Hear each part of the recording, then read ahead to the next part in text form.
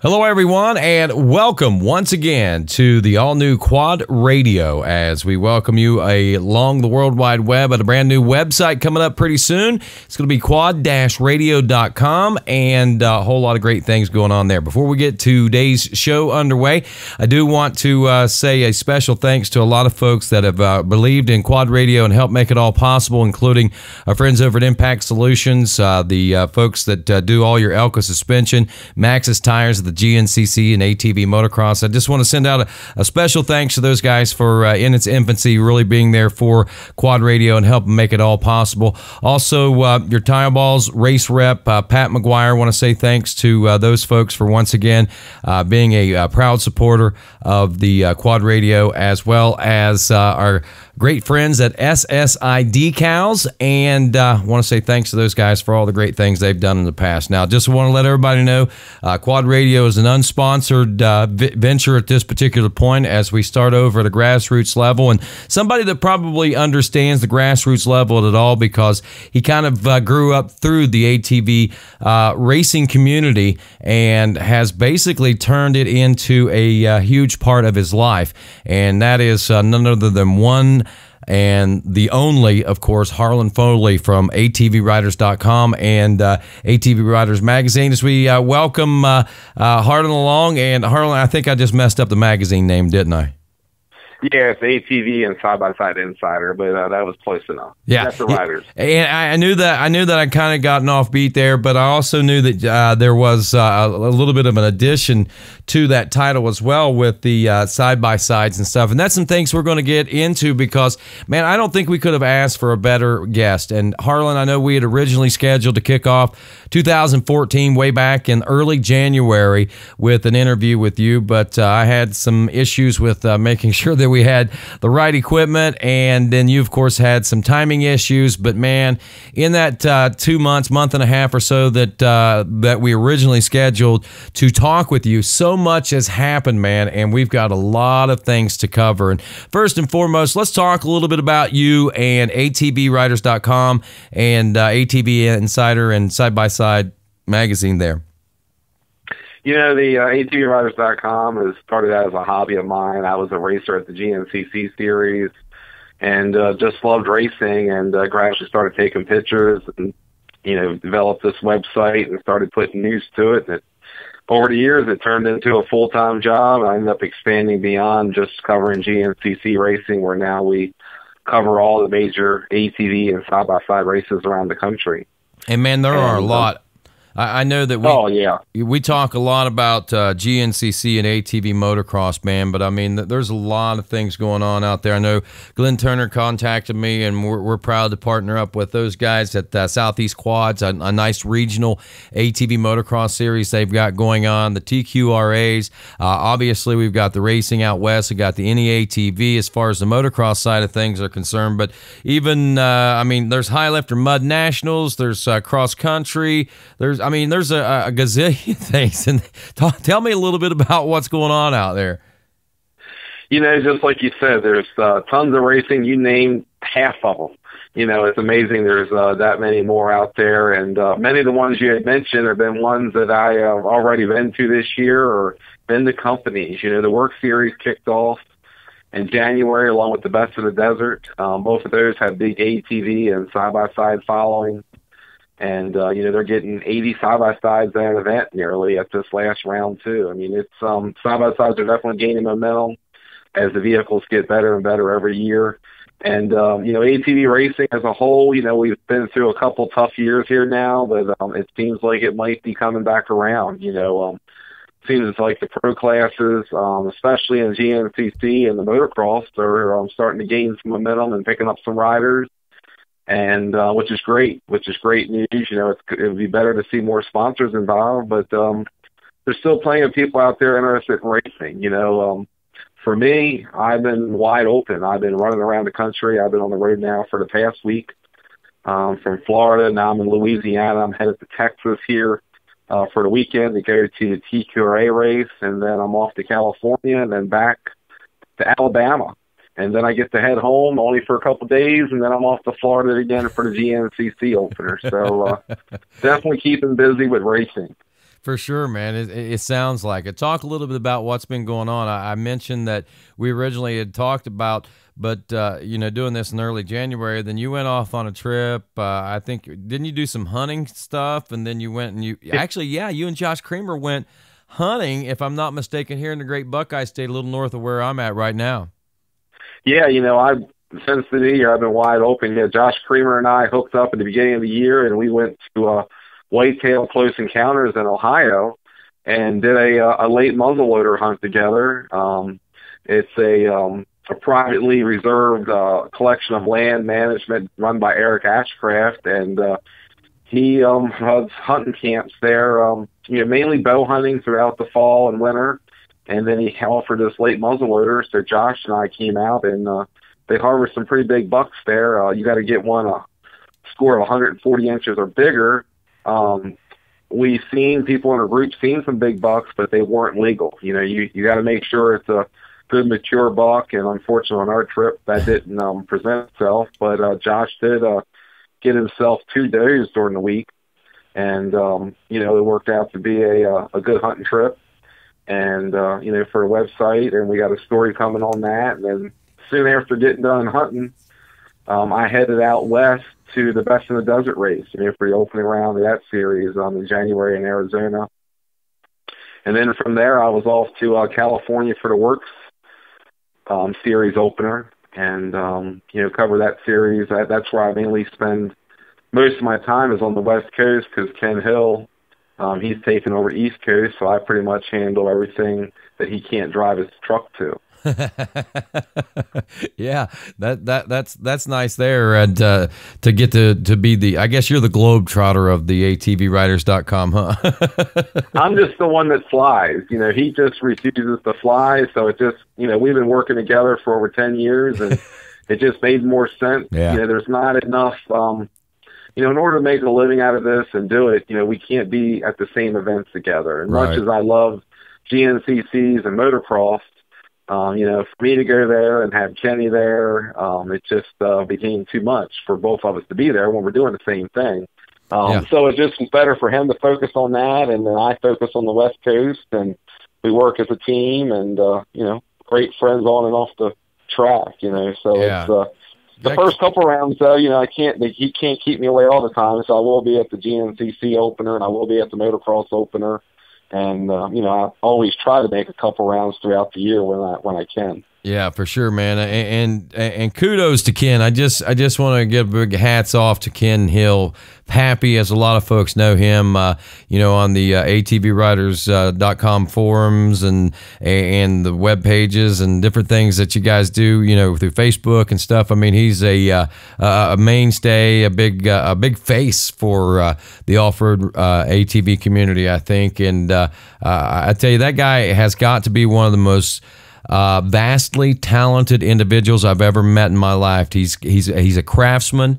He looks like one of your typical, almost, I would almost venture to say maybe a high school teacher, or maybe a small college professor, or maybe even a local law enforcement agent or something like that, man. But I mean, you never met a bigger redneck hillbilly, live off the land, survivalist, crafty guy that could do anything, man. I mean, I don't think there's anything out there that guy can't do, and he can take a pretty good picture as well. Yeah, that's for sure. And amazingly, we used to live less than 10 miles apart, and he just again, he started out with me in the beginning. And, yeah, you're right. He's one of the hardest working guys out there. Some of the stuff, the way he's on the internet and he's out doing things, I think he's found a way to add a couple more hours to the day. Because I think I'm busy sometimes, and I see him having all this time to post everything on Facebook, and then doing the races, and then doing this, and raising gardens, and going hunting, and it's like, wow, I thought I was busy, but he definitely that's the bar there. Now that's for sure. He definitely does that. There's no doubt about that. And my hat's off to Kenny. I'm going to be getting him on the show pretty soon, so we'll be looking forward to getting his insights. And he's got some pretty pretty neat ones, that's for sure. And talk a little bit in depth, Harlan, about what you've been doing these last couple of weeks and what you've got going on. Like you said, you spent some time with Josh and you spent some time out there. What happened at the Best of the Desert, I guess, is what a lot of people are probably wondering first and foremost. Well, this year was kind of a neat surprise. Michael Swift showed up out there. He's on the new Polaris Scrambler XT1000 this year, along with Don Higbee, and they're racing in the Best of the Desert series. They didn't get the win at their first round, which is something Michael's used to getting his wins, but he got his feet wet out there, and it's a long race. You race for a couple hundred miles. In a 2-lap race. So it's not like a GNCC where you're doing 13 miles a lap. Out here you're doing 70 miles or 80 miles a lap or even more. And, so it's definitely a different type of experience. It's a lot faster paced race. And, it's just a neat race series. There's something totally different. They have races at the Vegas Arena. The next one coming up is the Big Mint, which is side-by-side only in March. And they incorporate trucks. So it's totally different than what we see back east. It's just something different. Way more hard to cover than trying to cover a GNCC because you just don't get to sit in the point and wait. Otherwise, you'll miss half the race. So you got to be moving around a lot. And so that's that series. And then, the Work Series, is more of a mixture of side-by-side and motocross, cross-country and motocross racing combined, where you got a motocross course and you got a couple miles of off-road. And that seems to be the preferred form of racing out on the West Coast. And, it's definitely fun. It combines a mixture of two. And, they got a good, solid pro class. And with those series underway, I'm back east. And right now I'm just chasing around GNCC and motocross pro racers. Spent the beginning of this week down in Florida with Chad Weenan and Chris Borch, who are actually training together this year. Wow. The two champions teamed up down in Daytona Beach, and they're pushing each other really hard. So it's going to be really interesting to see what how it works. I can't imagine it going wrong for them because they're definitely both dedicated. And then Johnny Gallagher's down there with them, and then Chris Bach. He's picked up a JCR Honda ride, which was awesome for him on the motorcycle end of things. And then they're all working together. And then I also met up with Walker Fowler, and he's down in southern Florida near Okeechobee training with the Pro-Am racer rookie, Cole Richardson. And they're out there on their Yamahas, the new 2014s, and they're tearing up the trails down in southern Florida trying to get ready for this season. And Wow. And then we got Chris Bissell. I met up with Chris Bissell down in Croom. He just came down. He's with Tim Farr and Josh Upperman, and wow, they're putting in laps down in Tampa Bay area of Florida. And then earlier you mentioned High Lifter. I went to actual High Lifter today in Louisiana and checked out their facility, and they make all the mud components. And tomorrow I'm going to check out a new ATV park called Muddy Bottom. Bob Bottoms Park down here in Louisiana, and it's supposed to be the next best ATV park in the country. So get to see what that's all about tomorrow, and then I'm headed to meet up with Joel Hetrick, and we're going to do a photo shoot there and get his stuff squared away. And then Saturday I'm off to see John Natale in Texas, and we're going to do his photo shoot. And then on Sunday I'm headed to the TQRA race, and Natalie and Thomas Brown are going to be there competing this weekend. Wow. And Joe might be coming out as well, but most likely I doubt he'll compete. Wow. But yeah, it makes for an exciting week. And then I'm off to California. I'm going to do a little riding myself out there in the sand, and then I'm flying back next week to meet up with Josh Creamer down in Alabama. He's training with Keith Little's house, and going to get some stuff done with him, and then I'm going to head home for a couple of days, kiss the babies, hug the wife, and then off to Florida I go. So. Wow, man, I kind of envy you in a way. It's in some ways, and then at the same time, I'm like, wow, when do you have time to kiss the babies and the wife and everything like that? I know it sounds like a crazy schedule, but that's awesome. Now, I do have one question. It sounds like we've got some crossover stuff going on there in amongst the the ATV motocross and the GNCC guys. We've seen over the past couple of years, the two-wheel and four-wheel GNCC guys starting to mesh together and I think it's helped out both programs in that respect remarkably.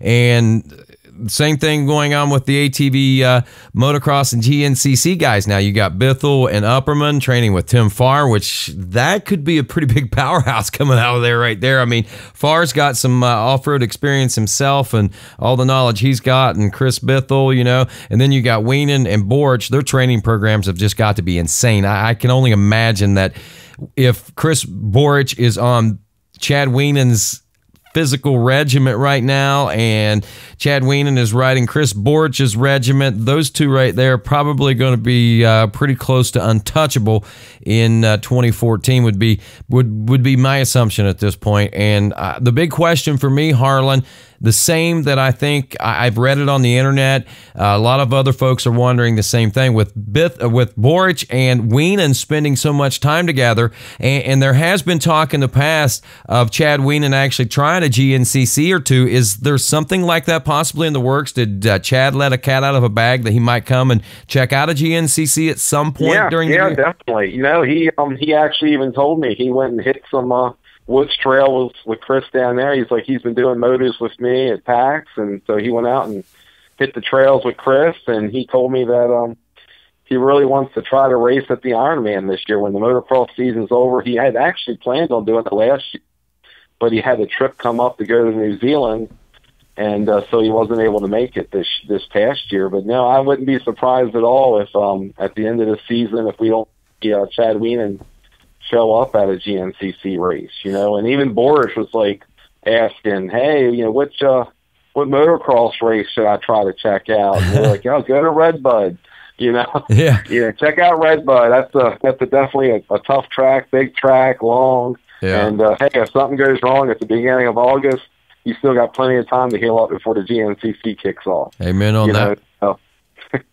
That's something we joked about at dinner the other night. That's awesome, man. I mean, that sounds pretty cool. What about the Bithell and Josh Upperman thing going on there? What's the deal there? They're running some motos together. Like this evening, they're going riding together, doing some motos on a moto track. And then also, I need to point out too is Jay Shadron is down there as well.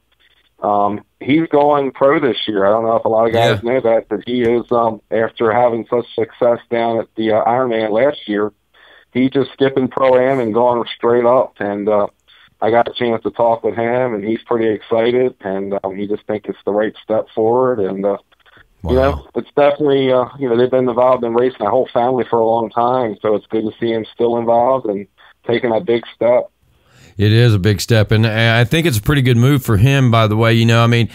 I think the idea behind Jay is, I can skip the glitz and the glamour and the glory of, the Pro-Am podiums, because I think, Jay's been at this so long as from the youth ranks and through the amateur ranks, and a top college A rider the last year or two. He at this point is thinking, I've got all the recognition I need. Now it's time to go to work, man, because these guys are that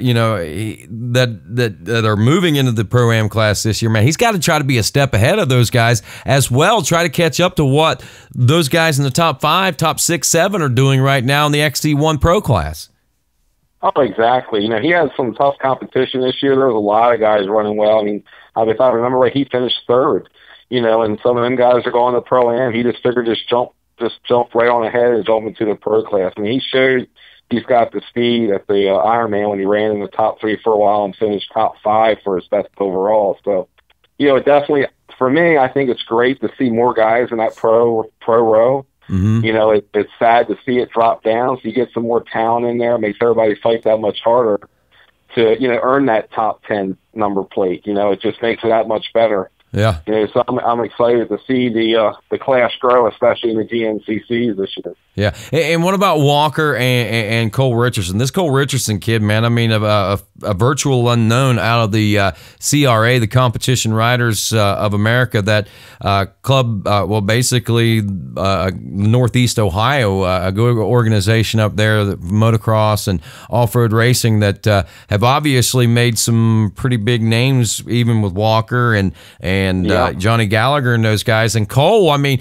he's been up there running for a while, from what I understand, and he's been kind of a virtual unknown as far as the national scene is concerned. But man, I tell you, this past season, he really made a name for himself, and from what it's looking like, I think that we may get to be well acquainted with this kid quite a bit in 2014. Yeah, for sure. He started riding with Walker Fowler last year, and they really hit it off. And he's still in school, so he's flying back and forth to Florida training, because he has to keep his grades up at school and can't miss school. And but he's working hard, and he's running under the Yamaha tent this year, and going for the Pro-Am championship. He's definitely a talented rider, really nice kid, great family. And, he's training with Walker Fowler. I mean, Walker is a phenom when it comes to what he's accomplished at such a young age. And, I think that's only going to help Cole get even faster, and really make a run this year, which is exciting. It makes it great, especially it's good to have Yamaha have such a good backing and supporting, Pro-Am racers. And that's what they're doing, too, in the motocross. They picked up Nick Janusa this year, and he's running with the Weenan and Motorsports and Thomas Brown. So it's great to have companies like Yamaha out there supporting their sport and the racers, because a lot of the manufacturers have backed out. And, Can-Am and Yamaha are the two main ones that are still really out there on the ATV side of things, pushing things. Polaris is doing a lot with their side-by-sides, but as far as the sport ATV market goes, we're really looking at Can-Am and Yamaha, and Yamaha's definitely been doing more and more, and they got, they're picking up some Pro-Am guys, like for the Weenan Motorsports guys now, we're going to have their tent out there on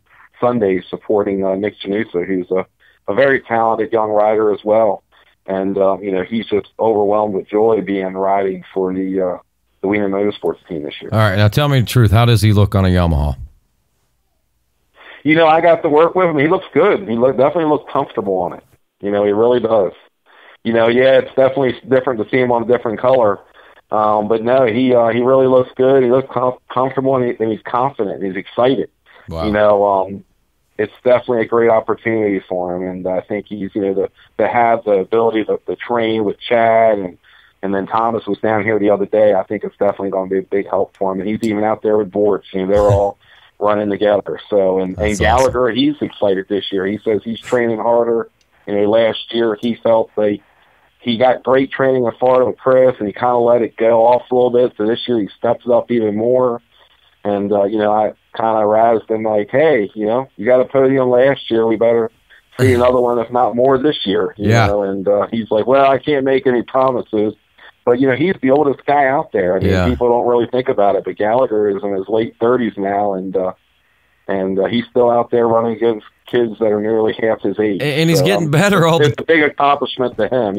Hats off to the man. He's running his best number in 10 years, and number 7 this year. So I'm excited for him. Yeah, I am too. I'm a big Johnny G fan. There's no doubt about it. Johnny's going to also be helping out with the RacerTV.com television, or RacerTV.com live feed that we do from the GNCCs on Sunday. He's a great commentator as well, knows both aspects of 4 and 2 wheels of racing there in GNCC. Just an awesome guy, no doubt about it. And my hat's off to him, man. I mean, he's certainly paid his dues throughout the year, and to see him doing better as time goes on, it's a joy for me to see, that's for sure. And speaking as time goes on, let's talk a little bit about that. There's a couple of things that I'm going to get to eventually, because we've got a couple of big changes. One big change in GNCC this year, the 4x4 Pro class. as well as the I think it's cool. It's the WXC class. I think it's neat that they renamed that. I don't know what kind of bearings that's going to have on anything, but I think that's neat. And then in the ATV motocross side of things, with the switch up of the pro format, the Pro Moto format, we'll talk a little bit about that. But let's lead up to that, man, and talk about what you've seen as far as the world of motocross in your tenure. I mean, you said you've been doing it for a long time. What would you say would be the first time that you ever made your way out to a GNCC event? Oh, a GNCC or a motocross event? Either or. I mean, which was first for you? Oh, the GNCC was the first I ever went to. My first race was at Millfield, and my golly, it was in I think the late 90s. Wow. That was my first GNCC. So you've seen, I mean, and I was mid 90s is whenever I kind of got in. So we're kind of, I think, around the same time frame there as far as what the ATV industry has seen, man. And from your opinion, man, I mean, what have you seen? Well, I mean, the sport grew. I mean, we had a great growth through 2008. ATV racing was soaring. You were getting 1,000 entries at Loretta Lynn's. GNCC was, you had nearly 20 pros, 20-some pros on the line at times. And then we had major factory support from KTM and Can-Am and, Yamaha with Bill Balance back in the day. And, unfortunately, the economy dropped and we went into this recession. And, most of these guys that are racing, it comes from the construction line of work. And when the money dries up from that market, then the racers kind of dwindle away because that's an added extra expense they don't need to be putting money into. You start questioning. And then the loans. It just got harder to get loans to buy a vehicle. So, of course, since 2008, we've had 4 or 5 years of a drop-off. And but some companies say, with construction coming back and, the models are showing that things should start coming back around here again. So, that's what I'm looking for is ATV sales start to increase, and we'll start to see more support in the industry, and we'll start to see more racers and so forth. And, we just keep at it regardless the best we can. Amen on that. And a big shift in the industry, and you've even done it and see it with, I don't know so much the website, but the magazine side of things, man. I mean, the side-by-sides are a huge thing to the ATV world, I think. And, I got a question, like a lot of people, I mean, how much of an ATV are they and how long are they going to be classified as that? But I mean, as of right now, I mean, that's the classifications they're in, and it's pretty good. I think it might be helping, maybe a saving grace for the ATV industry in a sense, probably in the long run. I'm not sure if it does anything, if they work together or help each other or not. In a lot of ways, I think a lot of the people that used to buy the ATVs and wanted to race them are now looking to buy these side-by-side vehicles. Right. The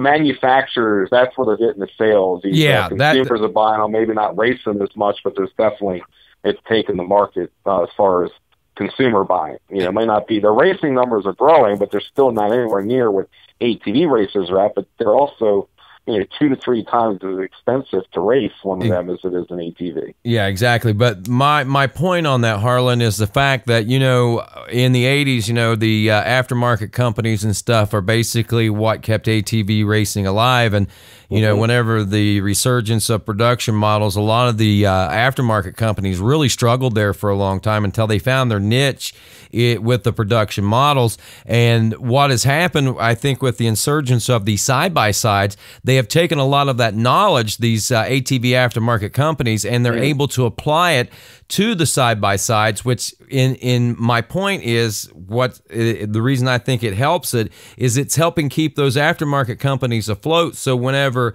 everything kind of settles out on the side-by-side things and we start to see that continued growth that we've been seeing and hopefully even more, they've got a much more solid foundation with what they're doing now, I think, with their broader horizons, I would say.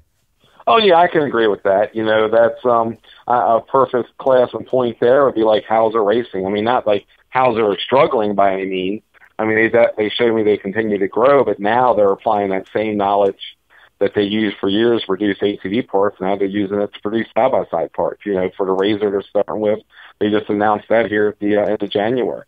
So yeah, you're right. And like Lone Star Racing, who has been, involved in making ATV axles and ATV components for as long as anybody can remember. He was, the big Lone Star rig back in the day with Keith Little, and now Lone Star is making all kinds of side-by-side performance parts, and that's probably just as much of their business as ATV. So, yeah, definitely all those companies that were big in the late 90s and early 90s and 80s, now they're making Curtis Sparks Racing. He was three-wheeler racer, made great ATV parts. Now he's helping Bo Barron and David Hagsma win out there with his engine knowledge and the Razors. So yeah, a lot of the same players are involved, and that makes it nice because it's all familiar faces and names, and they're definitely keeping alive and afloat with the side-by-side business, definitely gaining steam. For sure. And with that, let's talk a little bit about the addition of the 4x4 Open.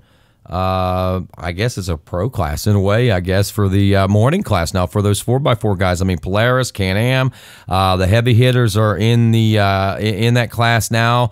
It's going to be huge. I talked to Rick Checo last week. I've been talking some with a few other folks, including Zach Zakowski. I'll have him on here coming up soon. And this could be exciting come 10 o'clock, I think, on the start there in Florida, and at every race on Saturdays as far as the ATVs are concerned. No, I definitely think it's stuff, that we have these different classifications over the years, and, those guys are true pros, Michael Swift and Kevin Trantham and Buchanan and, Checo, all those guys, I don't know who's all going to be in which classes for this coming year on that end, but, to have a true pro class, I think is great. So they can all go head to head just like the pros in the sport ATVs, I think it's an awesome new addition. It also gives those other riders less intimidation when they can have a class that's not the top guys running at it. You can have other guys get involved in the sport without having to race against the fastest in the world. For sure. And just because it was just a classification for if you were modified or unmodified, now it gives those other guys a chance to build up the speed, and then they got something to shoot for moving up to the pro ranks. Yep. And so that's definitely an exciting move forward. I'm sure those guys, like especially Rick Checo, who has been racing as long as I remember when I first started racing in District 6. He was there, and definitely, it's good to see him still involved. It is, and Brian Buchanan coming back. He'd actually announced his retirement. He was going to be a side-by-side racer, and with the announcement of the new class, he's coming back. I seen on the Can-Am press release that he is a part of the new team, the 2014 team, and everything. I mean, pretty spectacular. I think that's pretty good. And I expect a lot of good things, like I said, out of that. Yeah, for sure, and. It just adds another level of excitement, something else, and we'll just see how it goes. It definitely, hopefully, adds to the number of guys in that class that are out there, and hopefully it makes for some good racing. For sure. Now, let's talk a little bit. Let's shift gears and talk a little ATV MX. Man, big things going on over there. I know that there's been a lot of adjustments. I mean, if you look back at it, I guess all forms of racing have seen a lot of adjustments over the last decade, but in particular in the pro class, I think the last 5 years there's been a lot of 6 years or so. There's been a lot of fine-tuning and working with the AMA ATV Pro class to try to help enhance that. A very prestigious class, there's no doubt, and to reach that level, you've got to be somebody, but at the same time, you've also got to have some money and or the ability to be able to train and to just be competitive. And I think it's really neat that they've got this format change that it may actually help boost the competitive level of the AMA ATV Pro class and create a little bit more excitement from a spectator standpoint through these somewhat troubled times of the economy. Yeah, definitely. It was just good last year to see, just having so many of the pro-am racers actually stepping up to make a full gate. Mm-hmm. You know, that's huge in itself. You know, just getting more and more people out there competing in the pro ranks. You know, that definitely was a step forward there. Whether or not they were running in the top 10, at least they got to see what it takes to be there and run with it. And, you know, I just definitely think it all helps. Yep. And I like the idea of the 15-minute motos, 15 minutes, I think, plus a lap or two, whatever it is. I think it's gonna make these guys that have to work. I was talking with Digger Doug Gus last week, and he said, you know, there's two sides of the coin. He didn't say it like this, but this is, I'm going to kind of paraphrase. You know, he said, you know, it's a great thing for the sport. He said he himself personally, being a factory rider where all he had time to do was train and do what he needed to do to go race. You know, he felt like, you know, about 15 minutes is where he really started to shine and excel. But, you know, he thinks as far as the state of the sport that, you know, that's going to help boost it, I think, and help boost the level of competition there. And I'm so excited. Yeah, you know, it will make for, you know, I was at the ATV Pro Challenge down in Texas where they had the short moto format. Mm-hmm. And, you know, the one thing we normally see is, you know, there's those guys like Chad Leenan, Thomas Brown, and Natalie Upperman. I mean, there's a group of guys that have been doing this so long that they can do them 20-plus minute motos, you know, 20, 25-minute motos because they've been doing them and they've been training for them and they're prepared for it. But the thing is towards the end of that race, you know, it definitely gets separated, you know, and there was guys like Cody Gibson back in the day, you know, a couple years ago. He was a great pro-am racer, but he could not do those final 5 minutes, you know, extra 5-10 minutes. I mean, once he reached past that pro-am time frame that he was used to running, he was definitely would begin to fade out of the competition. So by shortening these motos, it would definitely make it more of a sprint, and it will benefit those younger racers who aren't prepared to run them extra minutes, you know. So it definitely keeps things tighter. It keeps things more exciting because, you know, there's some races at the end where, you know, you'll have, you know, Joel Hetrick or you'll have Weenan at some of the events this year where they're so far out of it and everything's all spread out in the final couple laps. It's just they're just doing laps at that point. Yeah. I agree. You know, and also it's a lot more wear and tear on them engines. You know, you're heating them bikes up and you're putting more abuse on them. So, you know, by shortening the motos, it's going to keep them engines because those final couple minutes definitely put the real hurting on them engines and wear and tear. And, you know, so by shortening up the races, you know, there's definitely going to be some benefits to keep the racing definitely more intense. It should probably work, you know. I think so. And all around, man, I mean, the 2014 season to me, I know it seems like even with last year's weather, the last few years, it seems to me that each year it's been like the best season yet, the best season to date. This is the best season ever. The last 2 or 3 years have been that in both, I think, GNCC and ATV motocross, because that's what I've been more acquainted with. And I would assume it's probably like that across the board, man. I mean, I'm expecting 2014 to actually be the best ever in history of racing, if you want to know the truth. You know, it's tough to say. I mean, there's been some pretty good years in the past, but no, it definitely there's a lot of talent coming back this year, and you know, and there's sponsorship coming back in. You know, I talked to several racers this year that, you know, they, instead of saying, "Oh yeah, we got another year of things going backwards," things are, you know, we picked up a little extra here, we got a little extra here, and that's positive. So yeah, and the more support we get from the industry, the better competition, the more time and effort people can put into it, because it takes money. Yep. You know, and you can't go out there and run motors and all this and live off air. So, you know, it's just like me. If I can't travel the country and do what I'm doing if it wasn't for great sponsors that are on the website on ATVriders.com and then ATV and Side by Side Insider that support me. You know, and you know, it definitely it makes it all go around. You know, so you know, the more support we get, the better everything goes.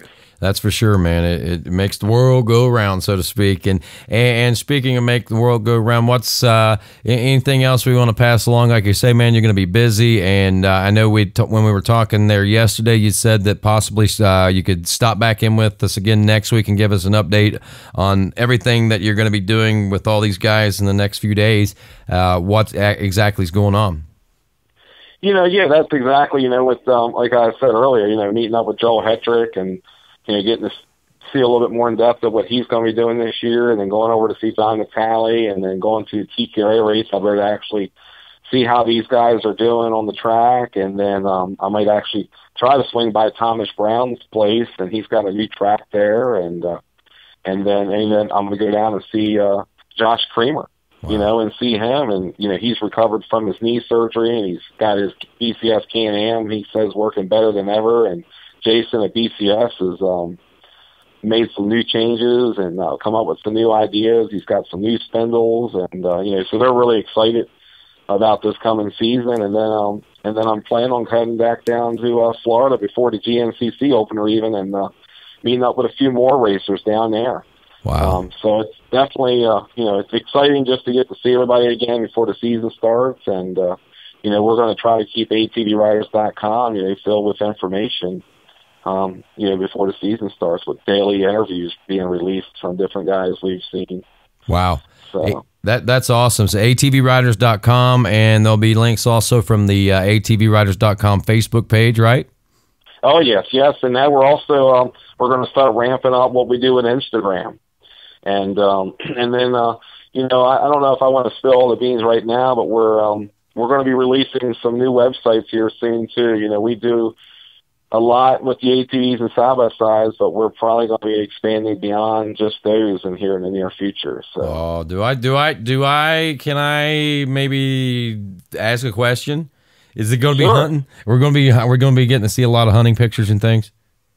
We're going to be seeing a bunch of new stuff. Yes. Great. Great. I like that answer even better, man. I like that answer even better. It just with everything changing, just gonna keep adding and doing some new stuff, and we got some new ideas, and we're excited. It's we're going to get some new platforms going this year. It's just keeping me busy. It's making it harder for me to get everything running as quickly as I want, because I'm on the road. When you fly and you drive and you work, and it's just you put in 12 hours a day, you got to get some time for sleep. That's what happened to me the last couple of days. I just kept going, and yesterday I got to Dallas, and I'm just like, you know what, I'm turning my phone off, and I'm going to go to bed, and when I wake up because my body just says it's done. And I know the next couple of days I'm not going to be able to do that, so I took advantage of it today. There you go. Because we had storms coming in, and so I just went and did a tour of the high lifter facility, and did some work and some interviews, and we put up an interview today on Chris Borch from when we met up with him. So there's a nice little interview up on the website already with him, and we got some more coming tomorrow. Great. Sounds great, man. And Harlan, I really appreciate you taking the time to talk with me, man. I look here, wow, we're almost, we're a little over 42 minutes or so now into this thing, and pretty good stuff, man. I could talk to you all night, but I think we'll save it for another time, all right? That sounds great. Thanks again for having me on. You have a great program here, and it's always good talking to you. Hey, man, you do great things for the sport, and I want to say thank you for all that you've done, man, from those first few races that you made back in the late 90s that kind of planted the seed and the roots of it all for you, to what you made it blossom into, man, because you definitely helped keep the sport alive, and we really appreciate everything you do from every aspect, bro. Thank you very much. All righty, that's Harlan Foley from atvriders.com. I'm Rodney Tomlin. This is Quad Radio.